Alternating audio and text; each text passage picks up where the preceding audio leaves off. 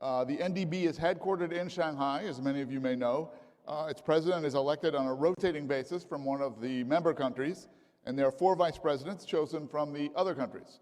And Leslie represents South Africa and has been with the bank since its very beginning. So I guess my first question for you is, what's new about the new development bank? Thank you very much for having me, Clay. I think firstly, multilateral banks in general play a very critical role in society, and we often take them for granted. Let's just take COVID-19. As you know, when this pandemic broke out here in China, it were the multilateral institutions, obviously the G20, World Bank, European Investment Bank, African Development Bank. These institutions play a very decisive role during moments of crises. The new development bank was set up to complement the existing institutions. World Bank, Asia Development Bank, they've existed for 70, 60, in some cases 50 years. But there was a need that the BRICS countries felt to build a dedicated institution focused on emerging markets. The second key point is that there's a massive financing gap in infrastructure finance, especially sustainable infrastructure. So we were set up to play a complementary role to the existing institutions to provide additional funding, if you like, for new infrastructure, upgrading of existing infrastructure, roads, ports, power, with the sustainability lens sharply focused on that. Come back to that in a moment, but you mentioned obviously the pandemic and what the bank has been doing to provide support in the midst of that crisis. Can you say a little bit more about that and how the bank has helped, where it has provided financing, and now as we seem to hopefully be emerging from the pandemic, what more the bank can do to help sort of jumpstart the global economic recovery? I think the new development bank responded very swiftly, like all the multilateral banks, when the crisis started. We put in place a $10 billion emergency COVID response program. By the way, we were the first bank that China approached when the pandemic hit Wuhan. As you know, there were now unexpected expenditures in terms of building new hospital beds, providing ventilators, protective gear, and all of the public health-related emergency support. So we provided $10 billion. Half of that, $5 billion, was focused on the public health emergency, and the other $5 towards economic recovery efforts.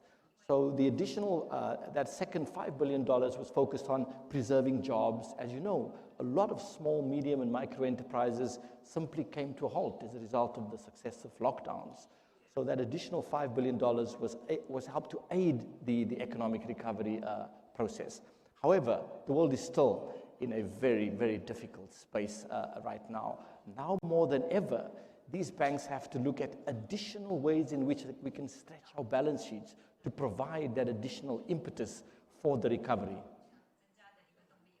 If we could talk about also another one of the big challenges that particularly developing countries are grappling with right now, which Maiwan alluded to, and that is, of course, the transition to carbon neutral, carbon zero society. That is something that obviously the developed countries have been very outspoken about. I mean, particularly Europe.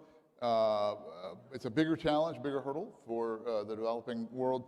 The United Nations Climate Envoy, Mark Carney, said last week that multilateral development banks need to up their ambition in funding climate-related projects. And he said that when it comes to climate finance, anything that doesn't scale to $100 billion a year is niche and not interesting.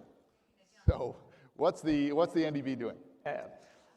Firstly, let me also say that multilateral banks have the unique ability to pioneer and be a little bit more innovative than a traditional commercial financial institution, because we look at the world through much more longer-term lenses.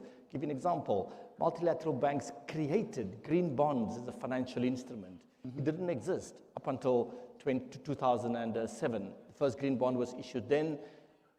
For 3, 4, 5 years, only multilateral banks issued this niche instrument. Today, it is completely mainstream, $1.4 trillion financial instrument in the debt markets. What Mark Carney is referring to is the need to do more of this, find new tools, new instruments to respond to this net zero moment. Essentially, as you alluded to in your question, the world is undergoing now a fundamental, this is a historic turning point, if you like. We have to re-engineer our entire economies, companies, their business models towards net zero, because climate risk will now be factored into the valuation of securities of businesses. So if you have a company with huge fossil fuel exposure, you will face the prospect of stranded assets in 10, 15, 20, 30 years. So what we need to do as multilateral banks, as custodians of the public good, is look at how we could play a role in the transition. So there's a massive amount of transition finance required.